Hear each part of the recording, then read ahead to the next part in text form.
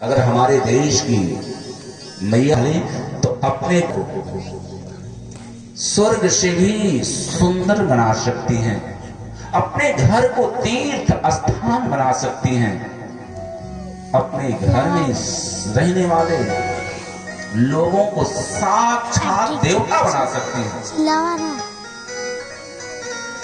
और अगर नहीं बना पा रही हैं तो ये कमी मैया लोगों में है, ये कमी माताओं में है।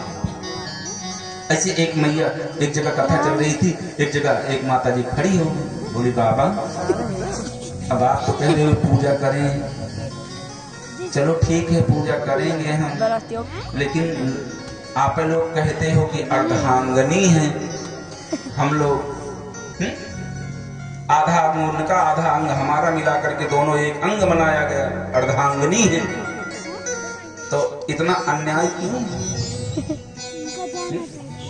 अरे तो मान के चलिए कि 15 दिन हम उनके चरण को धो करके पिए, आदेश नहीं किया।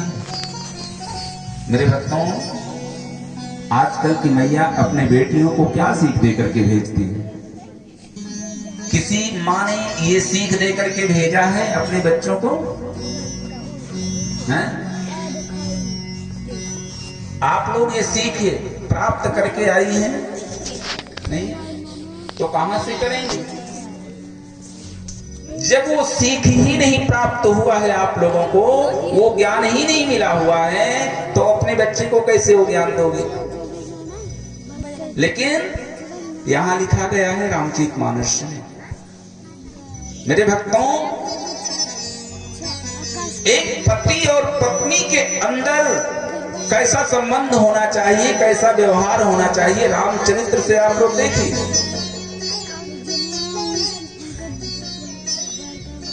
जिस समय राम जी वन को जाने लगे तो सीता जी को वनवास हुआ था क्या? है? राम जी कितना समझाए सीता जी को, सीता जी ना बंदर की आकृति को देख करके डर जाती थी, हाँ बेहोश हो जाती थी, बंदर की आकृति को देख करके, प्रतिमा को देख करके, फोटो को देख करके। सोचिए,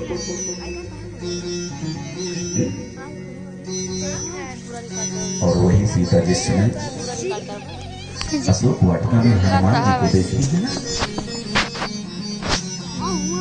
हनुमान जी इसीलिए मात्र छोटे से रूप में गए थे कि कहीं हमारी सासू जी बड़ी झगड़ालू रही, हमारी सासू जी बड़ी झगड़ालू रही, हमारी सासू जी बड़ी झगड़ालू रही, वनहु के पिठिया फुलाया माई, वनहु के पिठिया फुलाया ससुर के कमाई, ससुर के कमाई, ससुर के कमाई।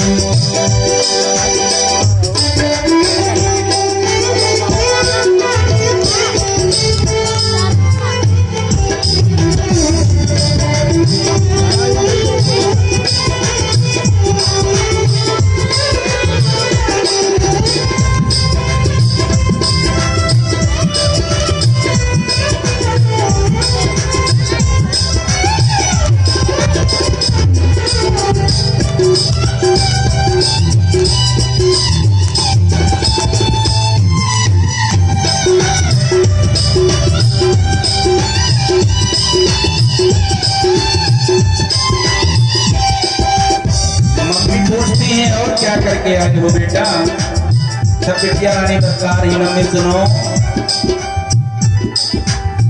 हमारे ससुर जी की बड़ी बड़ी मोछ रही, हमारे ससुर जी की बड़ी बड़ी मोछ रही, हमारे ससुर जी की बड़ी बड़ी मोछ रही, बड़ी बड़ी मोछ रही, वनहु के मोछिया उखाड़िया है माई, वनहु के मोछिया उखाड़िया है ससुर के कमाई ससुर के कमाए कमाया रे माई ससुर के कमाए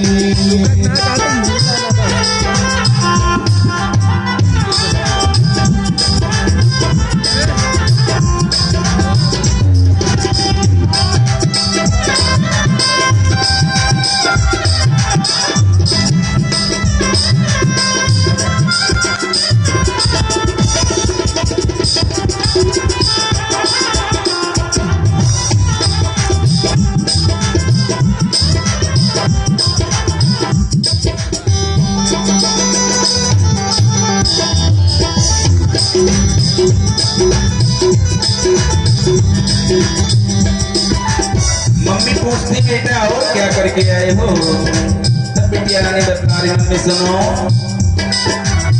हमारे पति देव पांच पांच भाई रहे, हमारे पति देव पांच पांच भाई रहे हमारे पति देव पांच पांच भाई रहे पांच जगह चुलिया बनाया है माई, पांच जगह चुलिया बनाया है ससुर के कमाई ससुर के कमाए कमाया रे माई ससुर के कमाए कमाया रे माई ससुर के कमाई। आजकल की मैया ऐसी सीख दे करके अपने बच्चों को भेजते हैं, तो सोचिए कि उनके जीवन में कैसे खुशहाली आ सकती है, उनके जीवन में कैसे हरियाली आ सकती है, हैं? मेरे भक्तों, जीवन को सुखमय बनाने के लिए तो घर को स्वर्ग जैसा बनाना ही पड़ेगा, और वो जिम्मेदारियां, वो दायित्व माताओं के ऊपर होती है, क्योंकि माताएं ही शक्ति हैं, माताएं ही भक्ति हैं, माताएं ही अन्नपूर्णा हैं, माताएं ही लक्ष्मी हैं, माताएं ही सरस्वती हैं, माताएं ही दुर्गा हैं, और माताएं ही काली हैं मेरे भक्तों। हाँ, ये जिम्मेदारी माताओं के ऊपर प्राप्त होती। इस तरीके से आज मैना जी बड़ा सुंदर सीख देकर के अपने बेटी को विदा करती हैं। कहती हैं कि करहु सदा शंकर पद पूजा, नारी धर्म पतिदेव न दूजा। और हे शास्त्र कहता है कि इस संसार में अगर सबसे पवित्र संबंध कोई है ना, तो पिता और पुत्री का है सबसे पवित्र संबंध। पिता कितना भी बड़ा निर्दयी क्यों ना हो, बड़ा से बड़ा निर्दयी क्यों ना हो मेरे भक्तों,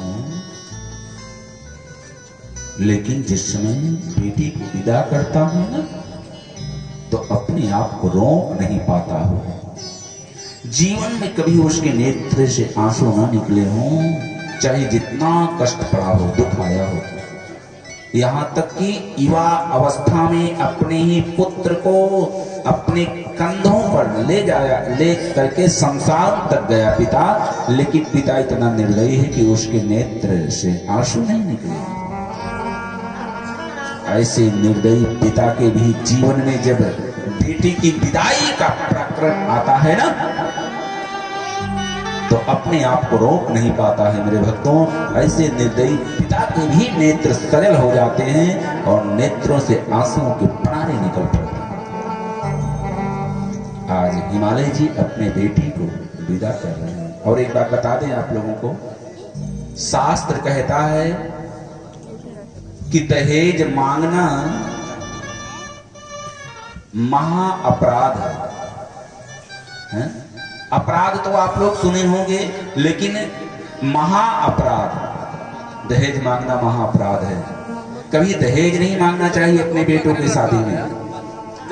अगर आपने दहेज मांगा है तो आपके घर में कभी भी सुख समृद्धि की प्राप्ति नहीं होगी। हाँ, जीवन में शांति नहीं आएगी। अमन चैन नहीं आएगा। जिनकी बेटी का पिता क्या क्या कर्म करके राई राई पाई पाई को जोड़ जोड़ करके जब से बेटी पैदा होती है उसके विवाह के लिए संयोता है। हर कोई पिता सोचता है कि हम अपनी बेटी को क्या कुछ ना दे दें, लेकिन अगर आप मान लिए उसके व्यवस्था से अधिक प्रबंध उसे करना पड़ा तो उसका रोम रोम तड़पता है मेरे भक्तों। लेकिन आजकल हमारे भैया लोग दहेज मांगने में पीछे, मैया लोग आगे आ गए हैं कि अगर इतना दहेज नहीं मिलेगा तो विवाह कैंसिल। हाँ, शायद माताएं वो भूल जाती हैं कि एक दिन हमारे भी पिता इसी घर में मेरे विवाह के प्रस्ताव को लेकर के आए थे और कितना कितना प्रबंध करके कितनी कितनी व्यवस्था करके एक एक राई राई को पाई पाई को जोड़ जोहा करके तब मेरा विवाह इस घर में हुआ। तब आज मैं इस घर की मालकिन हूं। शायद वो माताएं ये भूल जाती हैं और अपने बेटे के विवाह में किस तरीके से मेरे भक्तों फरमान करती हैं, किस तरीके से डिमांड करती हैं। हाँ? एक सच्ची घटना है, 1 मिनट में आप लोग सुन लें। एक शुक्ला जी थे तो बेचारे बहुत परेशान थे अपनी बेटी के विवाह के लिए। मास्टर साहब थे, मास्टर से रिटायर हुए थे। तो उनका एक कोई साथी, वो भी शिक्षक ही थे, उन्होंने बताया भैया फला जगह चले जाओ, तिवारी जी हैं हमारे ही साथ पढ़ा रहे थे, वो भी शिक्षक हैं, चले जाओ और देख लो उनके यहाँ विवाह है, हो सकता है संयोग बन जाए, विवाह हो जाए। अब शुक्ला जी भैया साइकिल उठाए और इसको सही करो, हरिओम हरिओम। इस तरीके से धीरे धीरे साइकिल लेकर के पहुंचे शुक्ला जी तिवारी जी के यहाँ। अब संयोग से तिवारी जी खेत में गए थे, बच्चों के माध्यम से बुलवाए, बड़ा आदर सत्कार हुआ, शुक्ला जी का परिचय वगैरह बताए, तो जलपान वगैरह हुआ। तो शुक्ला जी अपना प्रस्ताव, अपनी बात रखे, मास्टर साहब वही आपके पुत्र के विवाह के लिए मैं आया था। तो तिवारी जी तो मना कर दिए, बोले देखो भाई मास्टर साहब क्या बताएं, इस बार तो हमारा विवाह करने बिल्कुल इच्छे नहीं है, बड़ी अव्यवस्था हो गई है, ये ट्रैक्टर ले लिए, अब की बार घर बनवा लिए, बोरिंग करवा लिए और एक गाड़ी ले आए, बड़ी खर्चा में आ गए हैं, इस बार विवाह नहीं होगा। मन तो मलिन हो गया शुक्ला जी का, बेचारे गिरे मन के साथ नमस्ते किए और जाकर के साइकिल पकड़े अपना आने के लिए। तो इतने में घरवा से तिवराइन निकली। हाँ, तिवराइन निकली, बोली अब शुक्ला जी का बताएं, विवाह तो सदिया तो किनाए करेंगे रहें, लेकिन अब आइन रहा तो ठीक बा, कौनो बात ना है ना, तुहार सदिया तो मान लिए हम, लेकिन एक शर्त बा हमारा। शुक्ला जी ने कहा क्या शर्त है? तो उनके हाथ में एक लिस्ट थी, वही लिस्ट थमा दी और कहने लगी अब का बताई जाए, यही सब लिखा बा, पढ़ लिया भाई, हम बहुत खर्चा के अपने रिंकू के ऊपर। हाँ, ऐसे ना ये तरीका से हो गया। लिस्ट जब शुक्ला जी ने देखा ना तो शुक्ला जी का नेत्र सजल हो गया मेरे भक्तों, नेत्र सजल हो गया। क्या लिखा था उसमें मालूम है आप लोगों को? है मालूम है क्या लिखा था? बता दें। उसमें लिखा हुआ था कि लइका बीए पढ़ल बा, लड़की सूरतदार चाहिए, दहेज 60,000 चाहिए ना। लड़का भी पढ़ल वाली की सूरत चाहिए, दहेज 60,000 चाहिए। दुल्हा भी पढ़ल दुल्हा भी दुल्हन सूरतदार, रुपया 60,000 चाहिए। दुल्हा भी पढ़ल वाली सूरतदार चाहिए, दहेज 60,000 चाहिए। रुपया 60,000 चाहिए।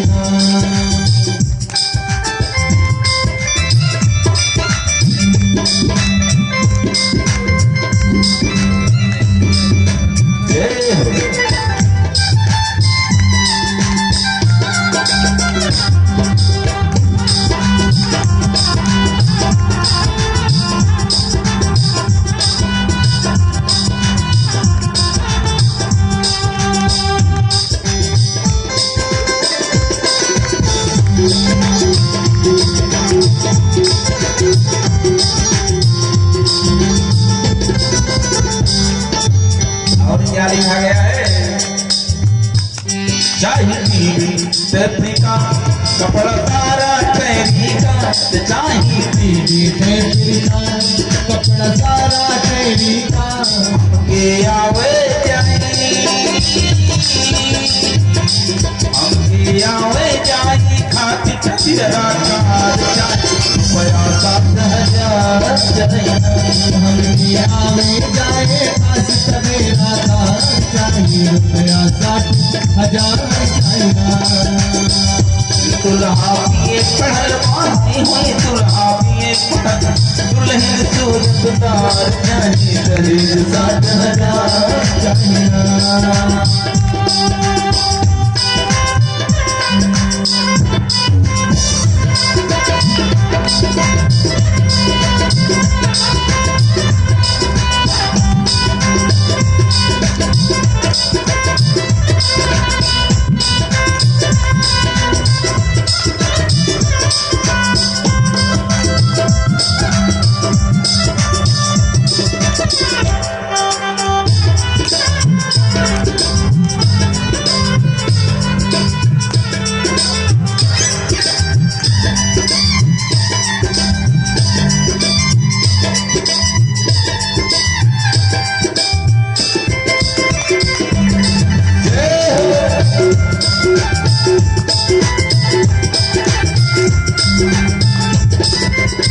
और क्या लिखा गया है?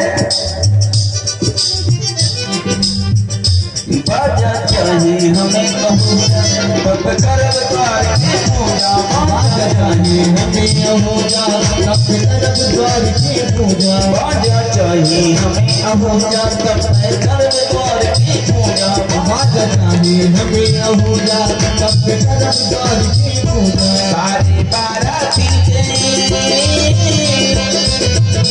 सारे बाराती के सेवा सत्कार चाहिए, रुपया 60,000 चाहिए। सारी बाराती की सेवा सत्कार चाहिए, रुपया 60,000 चाहिए। लड़का भी पढ़ल लड़का भी पढ़ल, लड़की सूरतदार चाहिए, रुपया 60,000 चाहिए।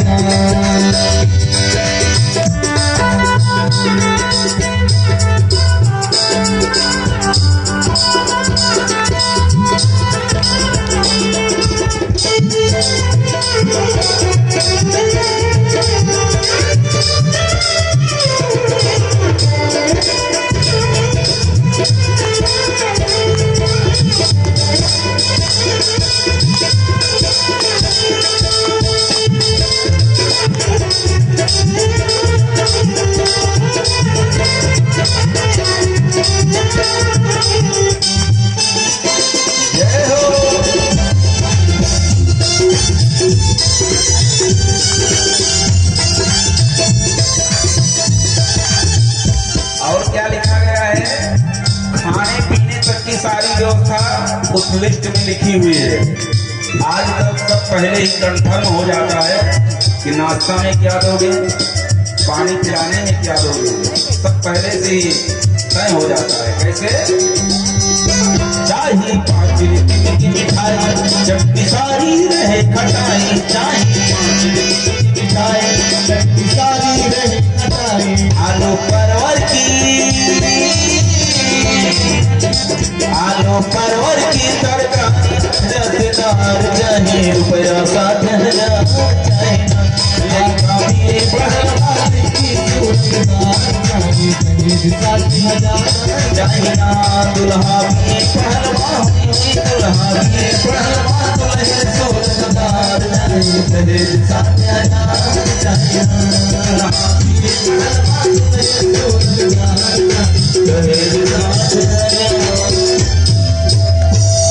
इस तरीके से आज माताएं दहेज मांगने में आगे हैं मेरे भक्तों। सोच लीजिए, अगर 4 अंगूठी हमें ना मिली ना तो विवाह जान लीजिए कैंसिल। हाँ, ऐसा डिमांड रख देते हैं।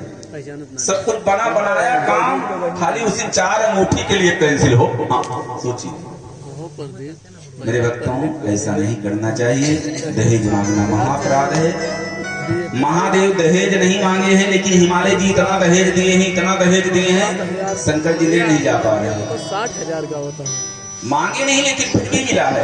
दशरथ जी दहेज नहीं मांगे थे, तो पहले 7,000 मांगे, फिर 60,000। लेकिन जनक जी इतना दहेज दिए हैं। लेना चाहिए, मांगना नहीं चाहिए, लेना चाहिए। अगर मिलता है तो ले लो, लेकिन मांगो मत। दशरथ जी इतना दहेज पाए, राम जी के विवाह में इतना दहेज पाए कि अयोध्या में रखने का कहीं स्थान ही नहीं था, तो सरजू के किनारे गजवा दिए। आज भी वो मणि पर्वत के नाम से मेरे भक्तों विख्यात है। मणि पर्वत पे वो मणियों का पर्वत बन गया, सब जनकपुर का राम जी के ससुराल चलत रहा था। मेरे भक्तों, इस तरीके से आज हिमालय जी अपने बेटी को विदा कर रहे हैं कि चले संग हिमोंत तब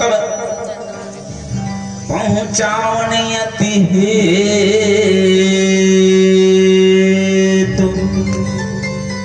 विविध भांति परितोष करे, विदा कीने बिरसु के। नाना प्रकार के तरीके से अपने मन को समझाते हुए आज हिमालय जी अपनी बेटी को विदा किए। महादेव अपनी भार्या को लेकर के अपने घर पहुंचे हैं। महादेवता लोग पहुंच करके बड़ी उत्तम व्यवस्था, उत्तम प्रबंध किए हैं। सभी लोग भोजन इत्यादि वगैरह किए और उसके बाद सबको विदा किए। अब महादेव सुख पूर्वक अपने अपने घर परिवार में रहने लगे। आइए, कुछ योगदान आया है, इसको आप लोग जान लें। अर्जुन शर्मा। मेरे भक्तों, आज आदरणीय श्री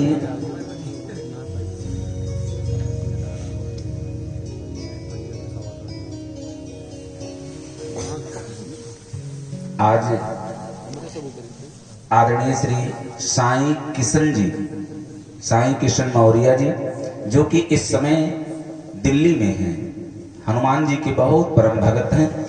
उनके लिए एक बार जोरदार ताली बजाकर के स्वागत करते हैं। साईं शरण मौर्य जी के लिए, साईं शरण मौर्य जी के लिए जी, साईं शरण मौर्य जी जो कि इस समय दिल्ली में है मेरे भक्तों, और हनुमान जी के परम भक्त हैं। सुत श्री ब्रिजराज मौर्य जो कि आपके ही गांव के हैं, फतेहपुर के हैं, और दिल्ली में उनको मालूम पड़ा कि हमारे गांव में भगवान की कथा चल रही है, इस तरीके से भगवान का कार्य हो रहा है, हमारे हनुमान जी का कार्य हो रहा है, राम जी का कार्य हो रहा है। तो मेरे भक्तों, इस कार्यक्रम में दिल्ली से 5,000 रुपए के सहयोग राशि प्रदान किए हैं, भेजे हैं। आना चाहिए, कोई संकट नहीं आना चाहिए जब माताएं आ जाएं उस घर में। आज महादेव के घर में स्वयं माँ भगवती पार्वती जी आ गई, तब महादेव सुखपूर्वक अपने घर में निवास करने लगे, रहने लगे। आज महादेव का घर स्वर्ग से भी सुंदर हो गया, और अल्प समय में ही महादेव को एक पुत्र रत्न की प्राप्ति हुई। बोलिए देवादिदेव महादेव की, नारायण भगवान की। कार्तिकेय भगवान की महादेव को सुंदर से पुत्र रत्न की प्राप्ति हुई जिनके 6 मुख है। महादेव के कितना मुख है? हैं? कितना मुख? महादेव को कितना मुख है? 4 ब्राह्मण है 4 देखे नहीं है महादेव को? अच्छा, कहाँ देखे होंगे आप लोग? फोटो में? फोटो घर में रखते ही नहीं आप लोग। कितने मुख ऐसे से बता दें महादेव को? 5 मुख 4 है। अब 4 से महादेव 5 को जो है। पुत्र हुआ इसको 6 मुख है। हाँ 5 है। देखे हम ज्यादा मारे रहे लेकिन देसी कहावत भी कही जाती है ना कि बेटा से एक हाथ, बाप से एक हाथ आगे ही रहता है बेटा। हाँ। महादेव को 5 मुख, तो महादेव के पुत्र आए श्रीमान जी जिनके 6 मुख। खडानन नाम से भी इनको संबोधन किया जाता है और कार्तिकेय नाम से भी। बोलिए खडानन भगवान की। बाल अवस्था में ही मेरे भक्तों, बाल अवस्था में ही समस्त विद्याओं में परिपूर्ण हो गए कार्तिकेय भगवान, समस्त विद्याओं में। और जो तारका नामक असुर था, ठीक है जिसके भय से सारे देवी देवता, संत महात्मा, ऋषि मुनि, मनीषी जन, विप्रजन भयभीत रहते थे, प्रताड़ित किए जाते थे। चारों तरफ अधर्म का ही बोलबाला हो गया था। कार्तिकेय भगवान तारका नामक असुर का वध कर दिए बाल अवस्था में ही, और चारों तरफ धर्म की स्थापना की। कितव जन्म्यो खड़े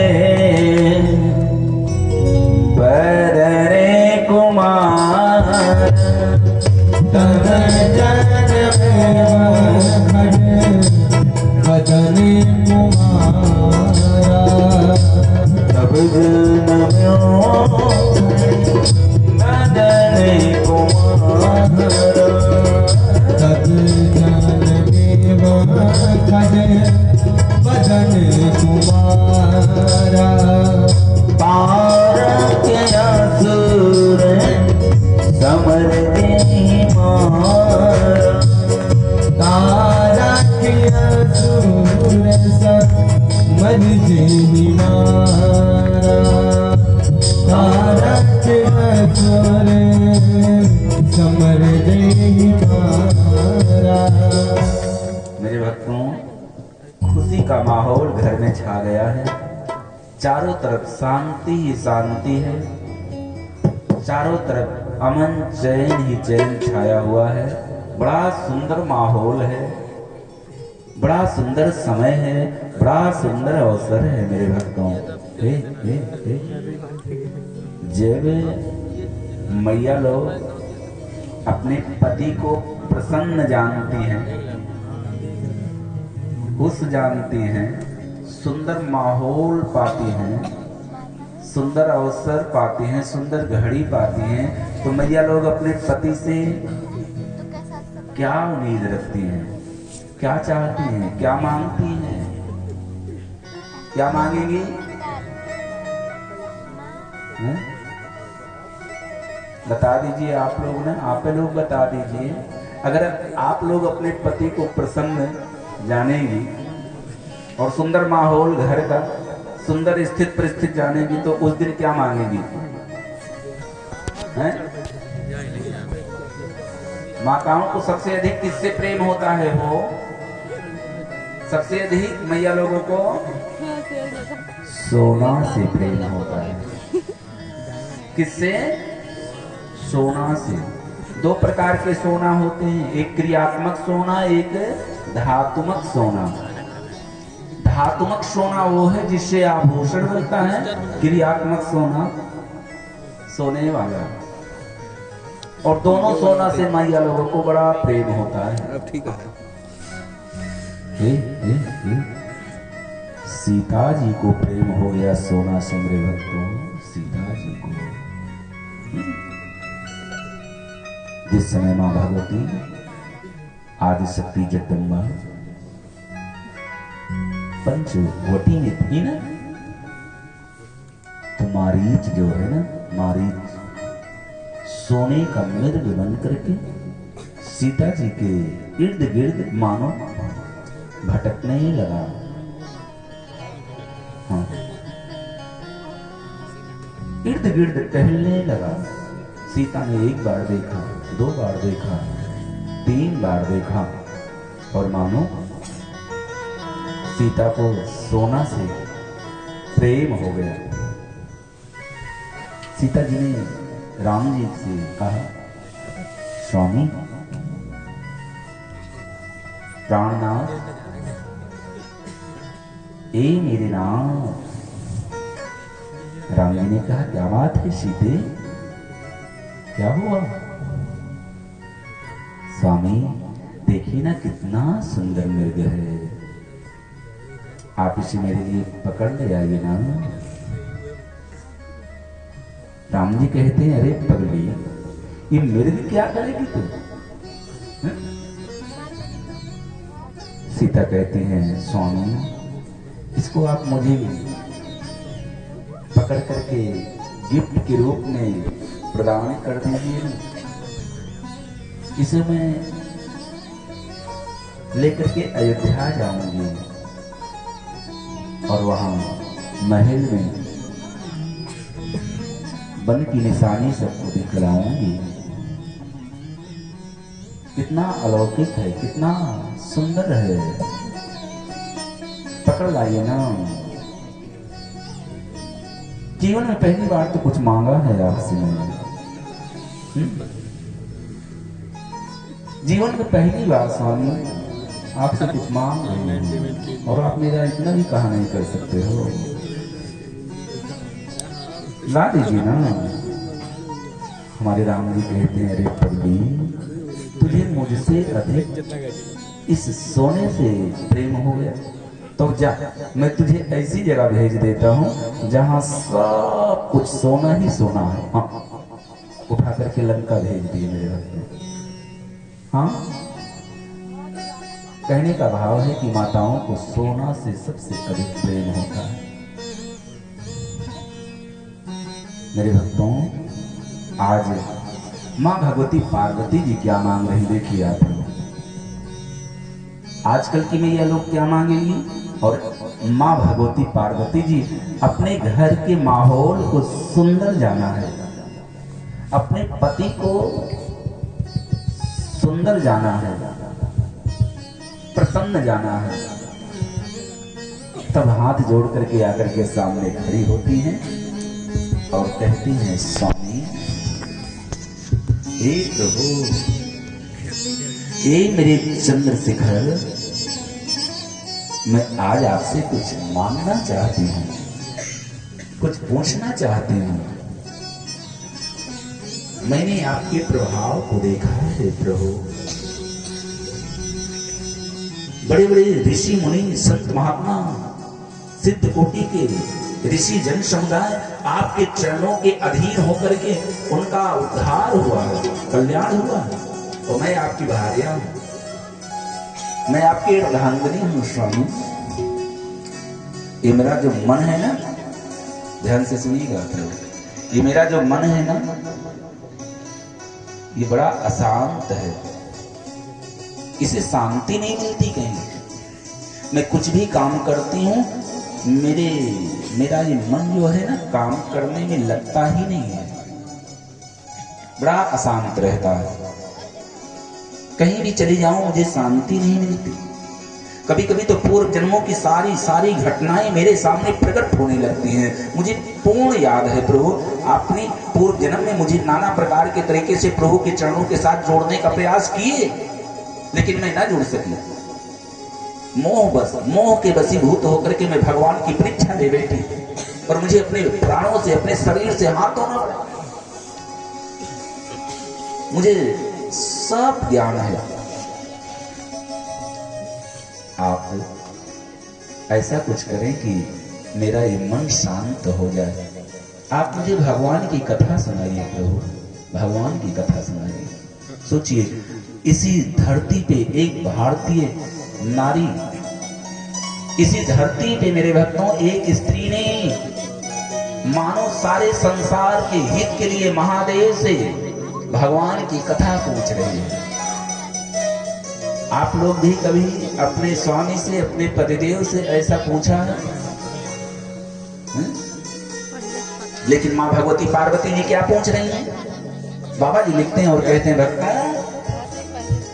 कि पूछा रघुपति डाला सब कुछ है। कथा प्रसंग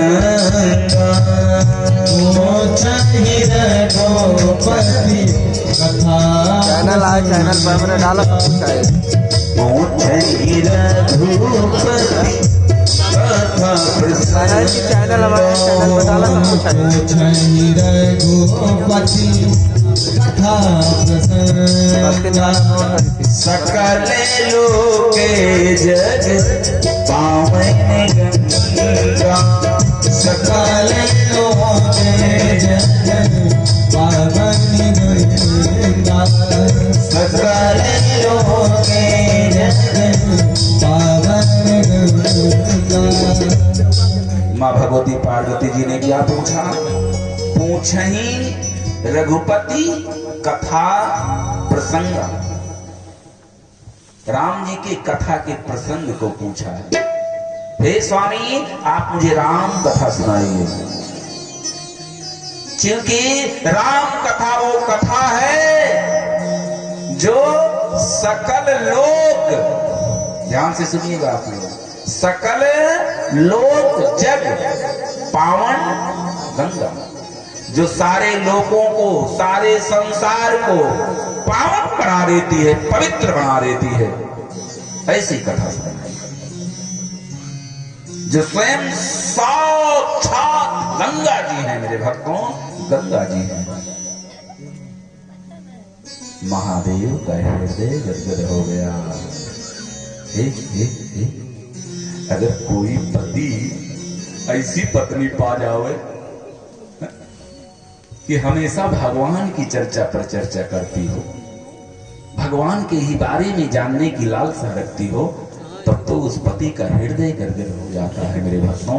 वो पति तो अपने आप को सौभाग्यशाली समझता है कि मेरा पूर्ण था, मेरा पुण्य उदित हुआ जो मैं तुम्हें प्राप्त किया, मैं तुम्हें पाया हूं देवी, मेरा तो हृदय गदगद। महादेव कहते हैं देवी आज तो मैं धन्य हो गया तुम्हें पाकर के, जो तुम्हारी इतने सुंदर विचार हैं, तुम्हारे अंदर इतने सुंदर संस्कार हैं। सोचिए, अगर मैया लोगों की बड़ाई करना हो तो कैसे की जाती है मालूम है आप लोगों को? मैया लोगों की बड़ाई करनी हो तो इनके पिता से सुना। अगर एक महीना से बोलचाल बंद हो घर में, और सुल्तानपुर में हो ना, समझा के आइए सुल्तानपुर से,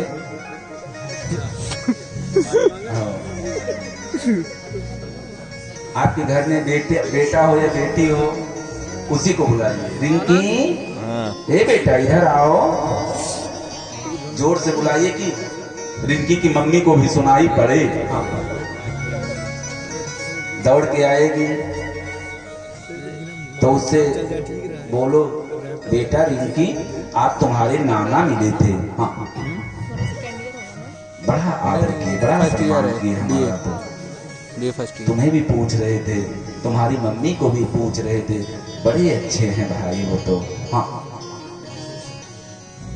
1 साल खराब 500 रुपये विदायु दे हैं यहाँ। हाँ, ले बिट्टी ले जाएगा। हाँ, अरे 500 मम्मी जाग गए उन्होंने हैं यहाँ। थोड़ा उनका आदर कर दीजिए ना, बड़ाई कर दीजिए, उसी दिन से बोलचाल शुरू, जान लीजिए। हाँ, दौड़ के आ जाएंगे। हम हो पूछ रहे पापा ठीक तो है ना? तो कहने का भाव है कि अगर माताओं की बड़ाई करनी हो ना तो इनके पिताश्री से शुरू कीजिए। आज महादेव कर रहे हैं, कहते हैं देवी मैं तो आज तक तुम्हें एक पत्थर की पुत्री समझता रहा, लेकिन आज मुझे एहसास हुआ है तुम्हारे भाव को देख करके, विचार को देख करके। तो क्या कहते हैं? कहते हैं कि धन्य धन्य गिरी राजकुमारी, धन्य धन्य राजकुमारी,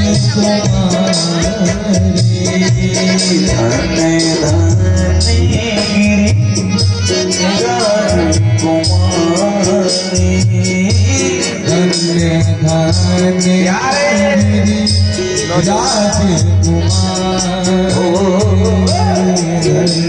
राजकुमारी, धन्य धन्य राजकुमारी,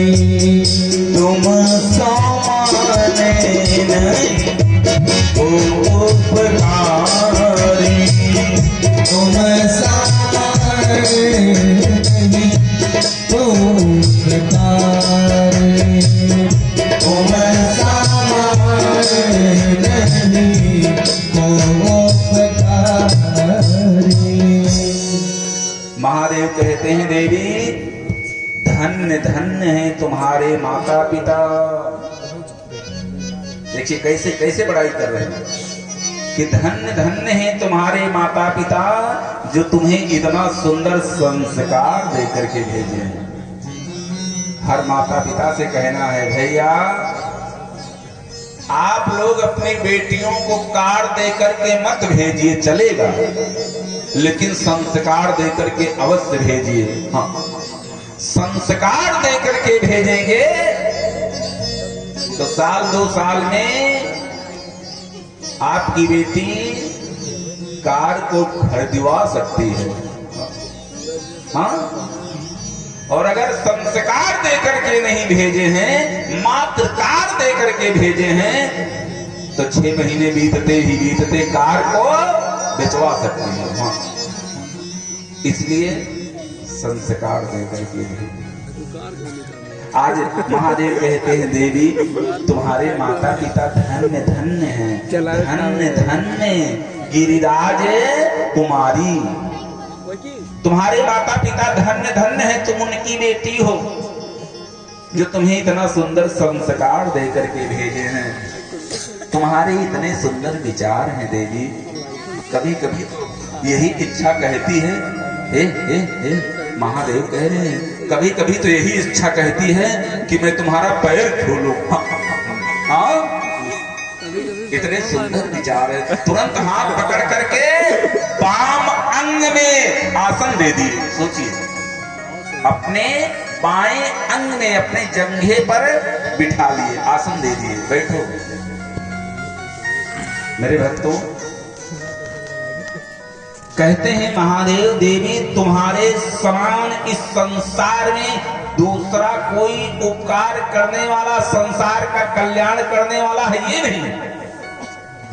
आपने जो प्रश्न आज किया है, ये कथा हमारे हृदय में सदियों से हिलोड़ ले रही थी, लेकिन आज तुम माध्यम बनी जो कि ये कथा बाहर प्रकट हो गई। भैया वीडियो ना कम लाइट ना चलेगा, स्टोरेज फुल हो जाता है। राम कथा पूछी है माँ भगवती पार्वती अरे यार ने। यूट्यूब पर अपलोड कर। और महादेव अपने बाम अंग में आसन दिए, बिठाते हैं, कहते हैं सावधान होकर के बैठ जाओ, मैं तुम्हें अवश्य कथा सुनाऊंगा। कथा का बखान करना शुरू कर देंगे। बताए अगर लेके आई लखनऊ में बोलते। माँ भगवती पार्वती जी लखनऊ में तो हो रहा है बहुत चीज। अगर प्रभु अभी तो बोल ना व्यापक है, व्यापक का मतलब जो सारे संसार में व्याप्त है उसे व्यापक कहते हैं। जहां आप लोग बैठे हो, यहाँ कौन कौन सी वस्तु व्यापक है मालूम है आप लोगों को? कौन कौन सी वस्तु व्यापक है? कहाँ जाइए? व्यापक का मतलब जो सारे संसार में व्याप्त हो। बस क्या क्या व्याप्त है? जहां बैठे हो हवा, हवा यहाँ मौजूद है जहां आप लोग बैठे हो, लेकिन ये दिख रही है किसी को हवा, दिखाई पड़ रहा है। जो व्यापक होता है ना वो दिखाई नहीं पड़ता। पूरे संसार में है तो कहां से दिखाई पड़ेगा? तो वो अनुभव किया जाता है। अनुभव जैसे हवा यहाँ किसी को नहीं दिख रही है, लेकिन ऐसे हाथ हिलाओ और हवा का अनुभव आपको होगा। हवा लगने लगेगी, हाथ हिलाए कि हवा लगी। हवा यहाँ मौजूद है, हमारे इस बॉडी से हवा नहीं निकली, हवा व्याप्त है। और क्या व्याप्त है? आवाज। आवाज यहाँ व्याप्त है, धरती से लेकर के आकाश तक कैसे पढ़ा ला? व्यापक है। हम लोगों के पेट से आवाज नहीं निकलती है, आवाज यहाँ व्यापक है, व्याप्त है। हम लोग संकेत करते हैं, इशारा करते हैं, जुबान और मुख को चलाते हैं, आवाज निकलती है। आवाज यहाँ मौजूद है। यहीं से बैठे बैठे हम लोग दिल्ली, अमेरिका, मुंबई की आवाज सुन लेते हैं, वहां से आवाज नहीं आती, आवाज यहाँ व्याप्त है। हम लोग तो हाथ को मिलाए, हाथ से आवाज नहीं निकली, आवाज यहाँ मौजूद है, आवाज निकली, सुनाई। आवाज व्यापक है। बिजली व्यापक है, जहाँ बैठे हो धरती से लेकर के अंतरिक्ष तक बिजली यहाँ व्याप्त है, लेकिन किसी को नुकसान नहीं पहुंचा रही है। मेरे भक्तों, इसे भी अनुभव किया जा सकता है, इसे भी अनुभव किया जा सकता है। इसी बिजली को उपकरण के माध्यम से नियंत्रित करके जब तार में दौड़ा देते हैं, तार में जब दौड़ा देते हैं तो ये देखिए जो व्यापक होता है उसे निराकार कहते हैं। क्या कहते हैं? निराकार कहते हैं। वो दिखता नहीं है लेकिन होता है, बिना आकार के होता है, इस बिना रूप के होता है, इसलिए उसे निराकार कहते हैं। लेकिन जब तार में दौड़ा दिए बिजली को उपकरण के माध्यम से नियंत्रित करके, तो निराकार से निर्गुण में परिवर्तन हो गया। अब उसमें गुण आ गया। अब उसे आप टच करेंगे, उसे छुएंगे तो करंट अपना असर दिखाएगा, लेकिन दिख नहीं रहा है अभी भी, खाली निर्गुण है, उसमें गुण आ गया। लेकिन उसी में बल्ब टांग दिए तो वो निर्गुण से सगुण साकार रूप धारण कर लिया। अब बिजली आएगा तो अपना रूप भी दिखा देगा। इसी तरीके से परमात्मा है। परमात्मा सारे संसार में व्याप्त है, व्यापक है। आवश्यकता पड़ने पर वो निराकार से निर्गुण में परिवर्तन होते हैं। निर्गुण में जब परिवर्तन होते हैं तो उन्हें शरीर धारण करने की जरूरत नहीं पड़ती है। हमारे आपके शरीर में प्रकट होकर के वो अपना काम करके चले जाते हैं। हाँ, हमारे आपके ही शरीर में प्रकट होकर के। लेकिन जब वो आवश्यकता समझते हैं तो निर्गुण से सगुण साकार रूप धारण करके इस धरती पे आते हैं और नाना प्रकार की लीलाओं को करते हैं।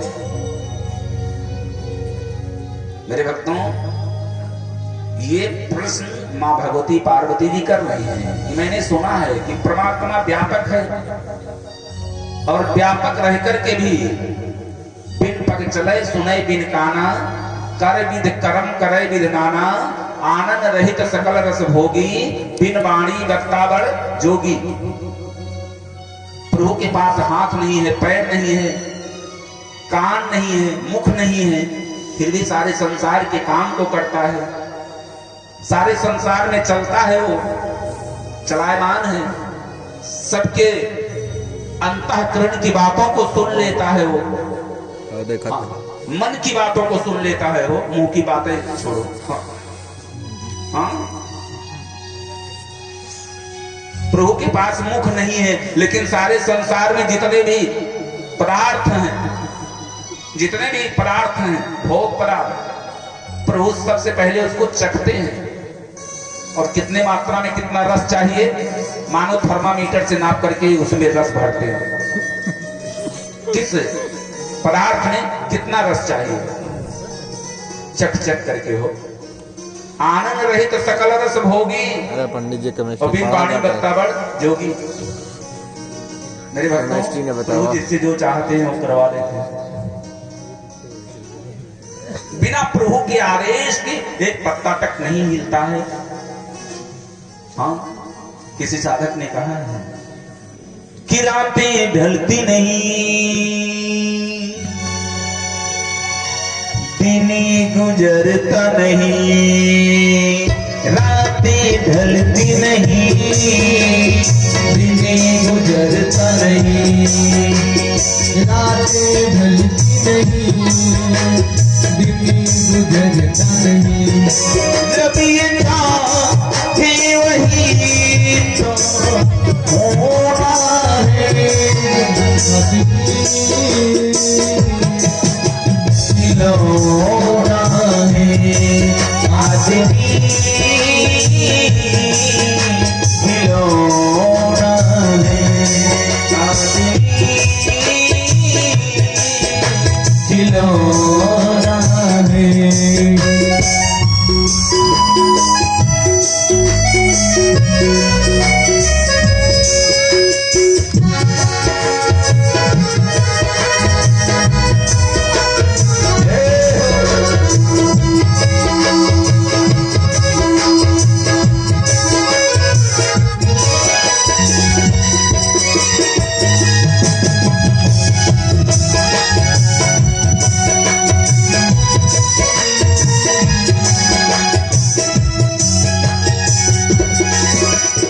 उसकी मर्जी बिना पत्ता हिलता नहीं, उसकी मर्जी बिना पत्ता हिलता नहीं, उसकी मर्जी बिना पत्ता हिलता नहीं, उसकी मर्जी बिना पत्ता हिलता नहीं। जब ये चाहे वही तो होना है आदमी खिलौना है, आदमी खिलौना है, आदमी खिलौना।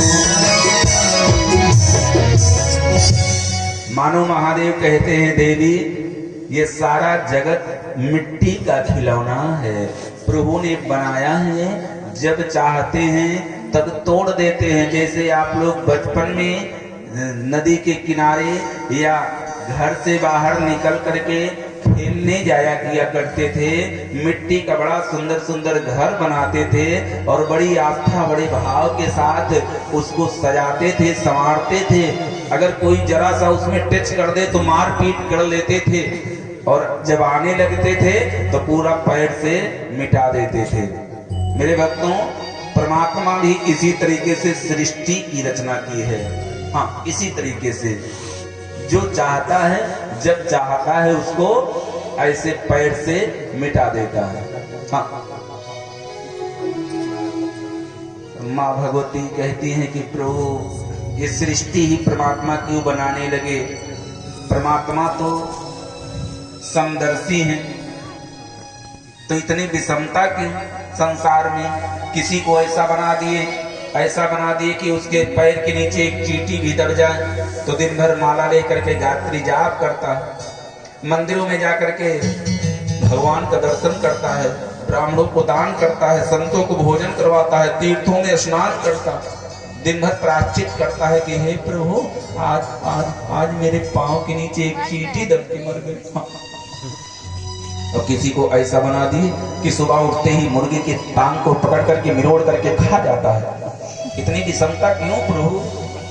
अगर बनाए भी तो एक जैसा क्यों नहीं बनाए? किसी को ऐसा बना दिए कि अगर उसके मुख से भूल से भी दुर्वचन शब्द निकल जाए ना तो दिन भर राम राम करता है, गौशाला में जाकर के गायों की सेवा करता है, गायों को चारा देता है, संत महात्माओं को भोजन कराता है और दिन भर प्रायश्चित करता है कि हे प्रभु आज मेरे मुख से दुर्वचन शब्द निकल गए। और किसी को ऐसा बना दिए कि सुबह उठते ही गाली से ही शुरुआत करता है। इतना विषमता क्यों? ना बनाते तब भी चलता और बनाए तो ये जैसा क्यों नहीं बने? हमारे महादेव कहते हैं अरे पगली, प्रभु की दुनिया देखो कितनी सुंदर बनाई है, ये मत देखो क्यों बनाई है, ये देखो कितनी सुंदर बनाई है। सोचिए हम लोगों को प्रभु ने हैं? अच्छा है, हम लोगों को प्रभु जिस समय बनाने लगे होंगे तो ये मनुष्य का नक्शा किसने पास किया होगा? हैं? नक्शा पहले मिला होगा तभी बनाए होंगे। किसने दिया होगा? ये जो नाक का छेद नीचे किए हैं, नीचे, यही नकिया छेदवा अगर सामने कर दिए होते तो तब सोचिए क्या हालत होती है हमारी। हैं? मोटरसाइकिल पे अगर बैठते तो जितना धूल कंकड़ जितनी भी हैं कीड़ा मकोड़ा है सब सीधा नाके में घुसते। हाँ। इसलिए प्रभु क्योंकि जब हवा लगती तो सब इसी में आकर के भरते, इसलिए इसको नीचे कर दिए। हाँ। अब मास वाला भी सिस्टम चलाई दिए। ये उसको क्या कहते हैं गाड़ी, आप लोगों को गाड़ियों में क्या लगता है? Air filter. अभी सुलो बंद पर वही समझ लीजिए नाक है। अगर बंद हो गई ना तो सोचिए।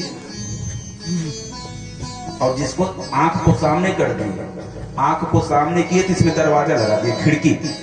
हाँ, खिड़की लगा दी इसमें कि जैसे कुछ आते हुए देखता है ना, खिड़की बंद हो जाती है अपने आप।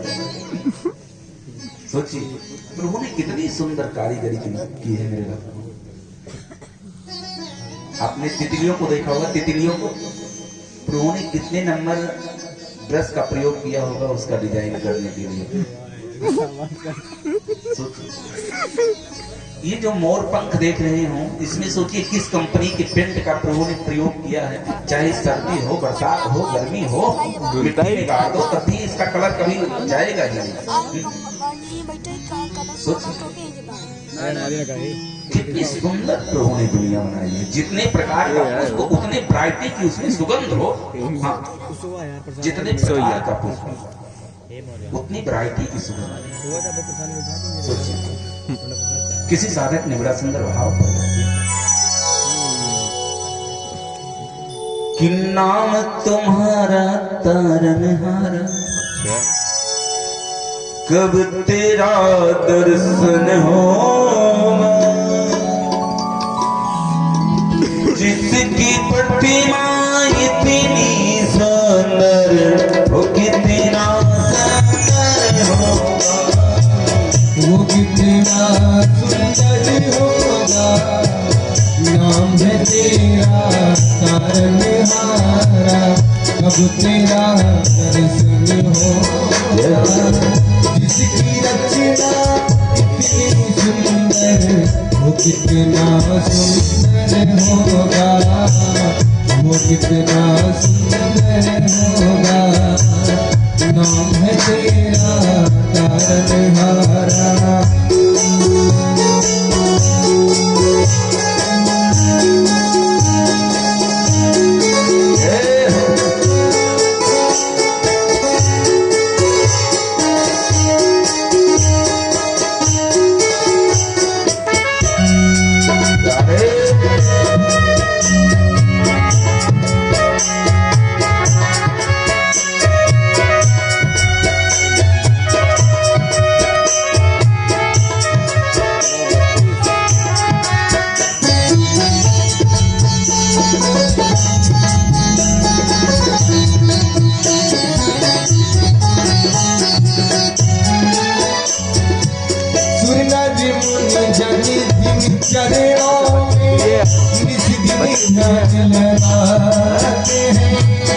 जो भी तुम्हारे दर पे आते मनवा चित फल पाते हैं।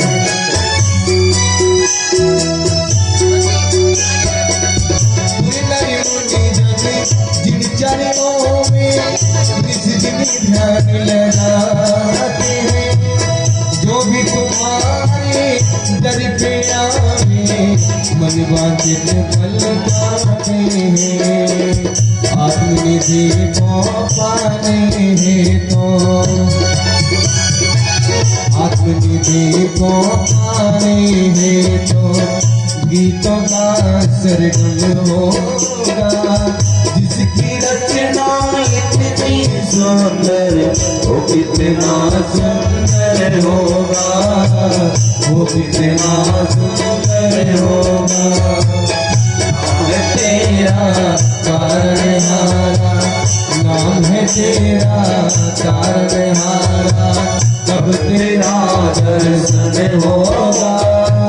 जिसकी रचना इतनी सुंदर, वो कितना सुंदर होगा, वो कितना सुंदर होगा।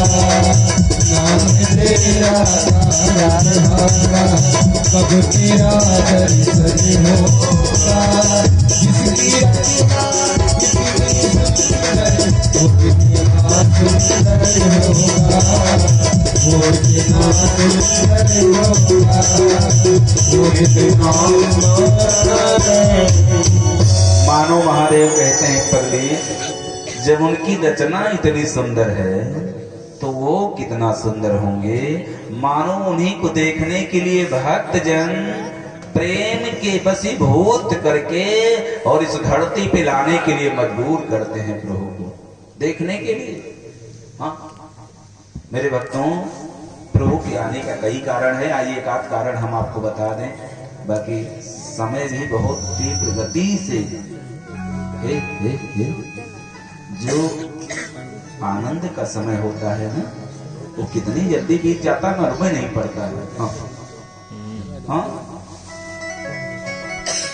इतनी जल्दी एक घंटा समय बीत जाता है।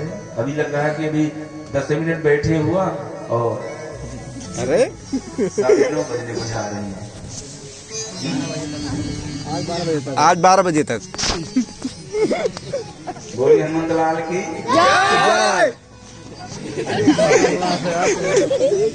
जोरदार ताली बजा दीजिए। ऐसे चाहिए कि भाई भगवान करे तो काहे को हम उनकी शक्ति को छिपाए। भैया जी के लिए जोरदार ताली और एक बार बजा दीजिए।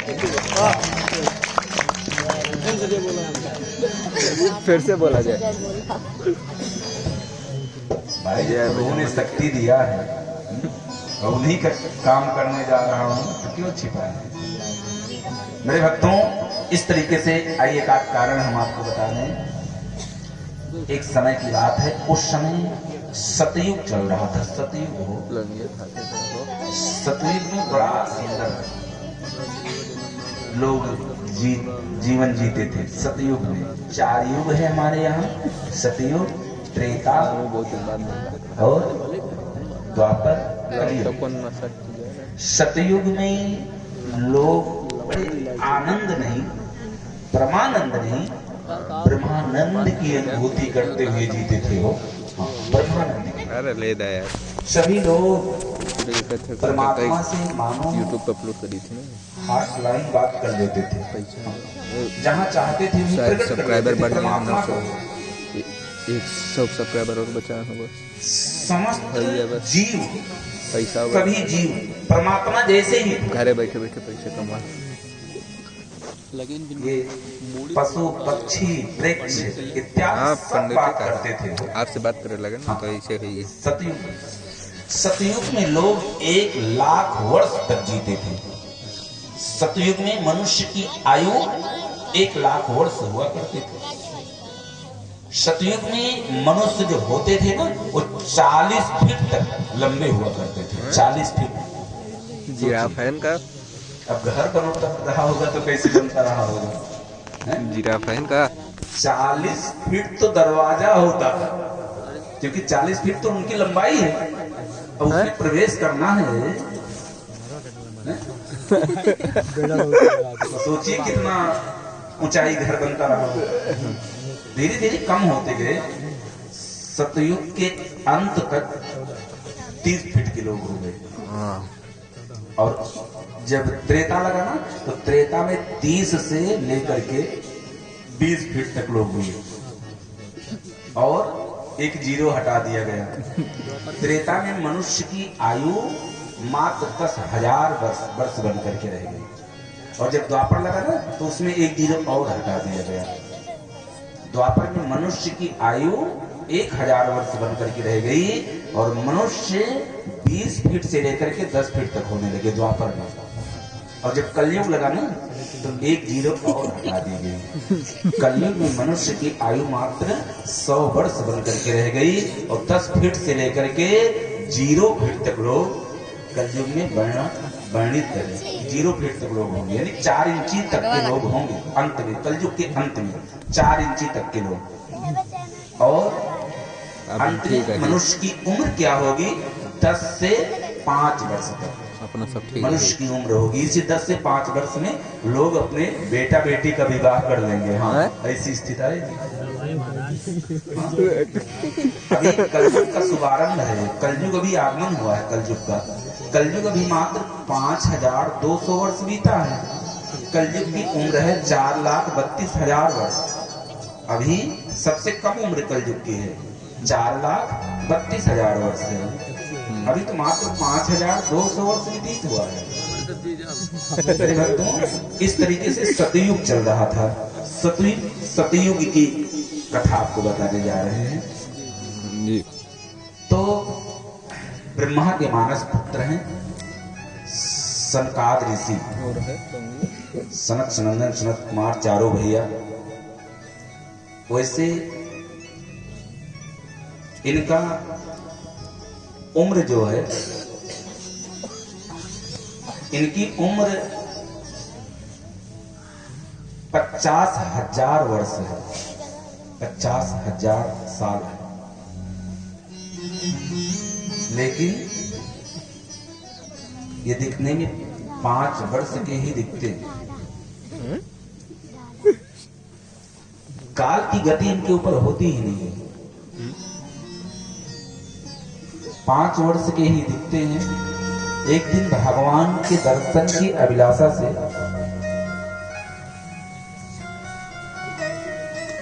भगवान के दर्शन की अभिलाषा से वैकुंठ पधार गए। वैकुंठ जहां भगवान रहते हैं। वैकुंठ में भगवान कैसे होते मालूम है आप लोगों को? वैकुंठ, इसमें से कोई गया है? क्या गया भाभी? कोई नहीं गया है? वैकुंठ में भगवान जो होते हैं ना, वैकुंठ में जितने लोग होते हैं, जितने भगवान के पार्षद, भगवान के अधिकारी, कर्मचारी जो होते हैं, सब भगवान के समान ही होते हैं। वहां पे सभी लोग 4 हाथ वाले होंगे। सबके पास 4 हाथ, पीतांबर धारण किए हुए, मुकुट धारण किए हुए, सबके हाथ में शंख चक्र गदा पद्म होगा। चारों होता है कर्मचारियों के पास में। ये वैकुंठ की स्थिति। खाली कुछ चिन्ह प्रभु के अंदर ज्यादा पाए जाते हैं, बाकी सब प्रभु के समान ही होते हैं। सब प्रभु के ही रूप में। तो प्रभु किस रूप में होते हैं? प्रभु वैकुंठ में एक दिव्य ज्योति के रूप में, दिव्य ज्योति के रूप में नित्य निरंतर वो ज्योति प्रज्वलित रहती है। चला मिल गया। कृष्णा मौर्य जी के लिए भी है जोरदार ताली।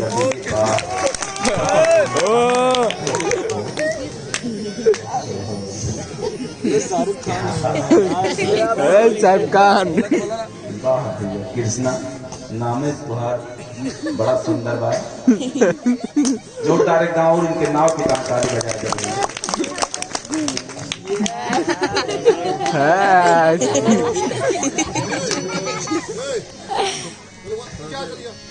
पीछे बैठ गया भैया, भगवान को लगा कुर्सी लगा के बैठा। कुर्सी वहां से हटा दी। कोई भी एक लोग यार कुर्सी मेरे भक्तों,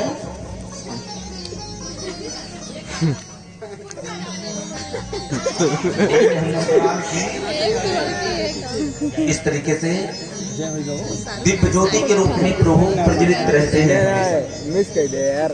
और जब आवश्यकता समझते हैं, जब किसी वीडियो ना बनाए हुए कहा था जय मिस हुई है, तब उसी दिव्य ज्योति से अपना रूप नीरज कहा था जय मिस हुई है। ये वैकुंठ की स्थिति। स्वर्ग की स्थिति अलग है। स्वर्ग में भगवान नहीं रहते हैं। शाहरुख स्वर्ग में खान कौन रहता है? स्वर्ग में पुण्य आत्मा रहती है। जैसे आप लोग पुण्य किए हो तब स्वर्ग में भोगने जाओगे आप लोग, वहां भोगना ही पड़ता है, लेकिन वहां सुंदर तरीके से हर सुख सुविधाएं होती हैं। वहां पुण्य आत्मा होता है और देवी देवता होते हैं। वहां के उत्तराधिकारी देवराज इंद्र है, वहां के राजा स्वामी देवराज इंद्र है स्वर्ग के, और नरक के उत्तराधिकारी यमराज है। वैकुंठ के उत्तराधिकारी स्वयं नारायण है, परमात्मा है, ब्रह्म है, जिसे ब्रह्म कहा जाता है। और क्षीर सागर के भगवान विष्णु है। बाकी कैलाश के और ब्रह्मलोक, ये सब तो आप लोग को मालूम है। मेरे भक्तों, इस तरीके से दर्शन की अभिलाषा से वैकुंठ पधारे हैं और वहां दो द्वारपाल थे, जय और विजय। दोनों द्वारपालों ने इन छोटे छोटे बालकों को रोक लिया। अजी सरकार भगवान के दर्शन के लिए नहीं जाओ ना, मालूम कहां से आ जाते हैं। हाँ, द्वारपालों ने सोचा छोटे छोटे बच्चे हैं, खेलते खेलते आ गए होंगे। और ब्रह्मा के मानस पुत्रों ने मन में विचार किया कि जो व्यक्ति भगवान के दर्शन में बाधक बने, ये कब की स्थिति है? सतयुग की। मन में सोचे कि जो व्यक्ति भगवान के दर्शन में बाधक बने उसकी तो निश्चरी वृत्ति है, वो राक्षस के समान है। भगवान के दर्शन में संतों को तो बाधक नहीं बनना चाहिए। तुरंत हाथ में जल लेकर के साफ दे दिए, मूर्ख, तू वैकुंठ में रहने योग्य नहीं है, तू भगवान की सेवा के योग्य नहीं है, जाओ मैं तुम्हें साफ देता हूं, 3 जन्मों तक राक्षस कुल में चले जाओ। ऐसे साप की वाणी को सुन करके जय विजय दोनों द्वारपालों ने प्रभु के प्रभाव को जान करके आकर के चरणों में गिर करके करुण कंदन करने लगे, विलाप करने लगे, रोने लगे, प्रभु त्राहिमाम त्राहिमाम त्राहिमाम, मुझसे अपराध हो गया, मैं आपको पहचान ना सका स्वामी, मुझे क्षमा कीजिए, मुझे माफ कीजिए। ब्रह्मा के मानस पुत्रों ने कहा कि द्वारपालों, मेरे मुख से निकली हुई बात तो मिथ्या नहीं हो सकती, लेकिन मैं तुम्हें वरदान देता हूं, एक वरदान देता हूं कि तुम्हें 3 जन्मों तक तो अब राक्षस कुल में रहना ही पड़ेगा, लेकिन मैं तुम्हें वरदान देता हूं, जब तुम्हारी मृत्यु होगी तो स्वयं नारायण ही शरीर धारण करके इस धरती पे आएंगे और उन्हीं के हाथों से तुम्हारी मृत्यु होगी। ये तुम्हारे लिए मेरा वरदान है। महादेव कहते हैं, देवी, उन्हीं विप्रों के वचनों को सत्य करने के लिए प्रभु इस धरती पे आने के लिए मजबूर होते हैं, प्रभु को आना पड़ता है। अनेक कहने का भाव है कि प्रेम के भक्तों के प्रेम के वशीभूत होकर के प्रभु इस धरती पे अवतार लेते हैं। समय का अंतराल आया और वही जय विजय दोनों लोग द्वारपाल ने रावण और कुंभकर्ण के रूप में प्रकट हुए। मेरे भक्तों, जिस समय इस धरती पे रावण का प्रादुर्भाव हुआ है, धरती कांपने लगी, आकाश डोलने लगा, मूसलाधार बरसात होने लगी, चारों तरफ हलचल मच गई।